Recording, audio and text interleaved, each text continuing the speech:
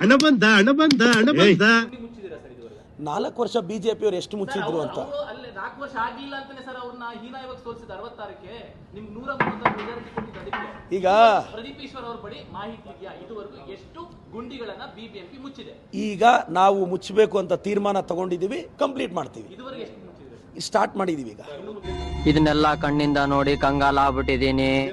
ಉದ್ಯಮಿಗಳು ಇಲ್ಲಿ ರಸ್ತೆ ಗುಂಡಿ ಇರೋ ಅಂತ ಹೇಳ್ತಾರೆ. ಒಂದು ಇವತ್ತು ಕಿರಣ್ ಮಜುಮ್ದಾರ್ ಶಾ ಒಂದು ಟ್ವೀಟ್ ಮಾಡಿದ್ದಾರೆ, ಈ ಕಸ ವಿಲೇವಾರಿ ಸರಿಯಾಗಿ ಆಗ್ತಾ ಇಲ್ಲ, ಇದು ಹಾಳಾಗೋದಕ್ಕೆ ಜನರು ಕೂಡ ಕಾರಣ, ಅಧಿಕಾರಿಗಳು ಸರಿಯಾಗಿ ಕೆಲಸ ಮಾಡ್ತಾರೆ ಅಂತ. ಅಂದ್ರೆ ಉದ್ಯಮಿಗಳು ಕೂಡ ಟ್ವೀಟ್ ಮಾಡಿ ಈಗ ನಿನ್ನೆ ನಮ್ಮ ಮುಖ್ಯಮಂತ್ರಿಗಳು ವಿಪ್ರೋ ಅಜೀಂ ಪ್ರೇಮ್ಜಿ ಅವ್ರಿಗೆ ಪತ್ರ ಬರೆದು ಆ ಟ್ರಾಫಿಕ್ನ ಕಂಟ್ರೋಲ್ ಮಾಡಕ್ಕೆ ಅಲ್ಲೊಂದು ಅವಕಾಶ ಮಾಡಿಕೊಡಿ ಅಂತ ಕೇಳಿದ್ದಾರೆ. ಒಂದು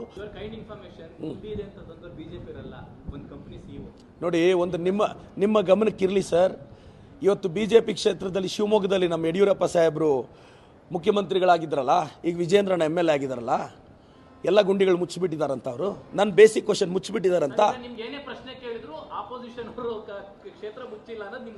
ಕ್ವಶನ್ ಹಂಗಲ್ಲಣ.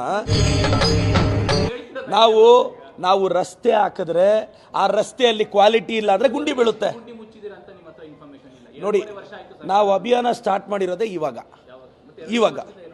ನೋಡಿ, ಒಂದು ರಸ್ತೆ ಗುಂಡಿ ಬಿದ್ಮೇಲೆ ಗುಂಡಿ ಮುಚ್ಚೋದು, ಗುಂಡಿ ತೆಗೆದು ಬಿಜೆಪಿ ಅವ್ರ ತರ ಗುಂಡಿ ಮುಚ್ಚೋದಲ್ಲ. ಯಾರು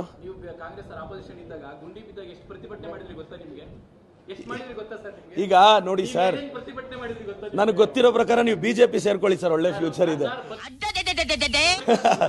ಅಲ್ಲಲ್ಲ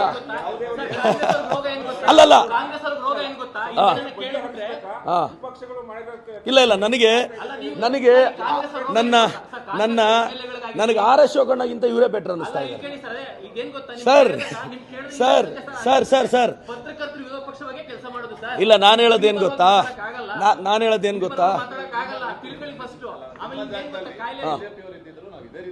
ಅಲ್ಲಲ್ಲ, ನನಗೆ ನೀವು ವಿರೋಧ ಪಕ್ಷದವ್ರಿಗಿಂತ ಚೆನ್ನಾಗಿ ಕೆಲಸ ಮಾಡ್ತಿದ್ದೀರಾ ಅಂತ ಅಪ್ರಿಶಿಯೇಟ್ ಮಾಡ್ತಿದ್ದೀನಿ. ಅಲ್ಲ, ಒಳ್ಳೆ ಫ್ಯೂಚರ್ ಇರುತ್ತೆ ಅಂತ. ಥ್ಯಾಂಕ್ ಯು ಸರ್, ನನಗೆ ಫ್ಯೂಚರ್ ಇದೆ ಅಂತ ಒಪ್ಕೊಂಡಿದ್ದಕ್ಕೆ. ಇಲ್ಲೊಂದು ಸಮಸ್ಯೆ ಖಂಡಿತ ಇದೆ. ಏನಿ ಯಾವ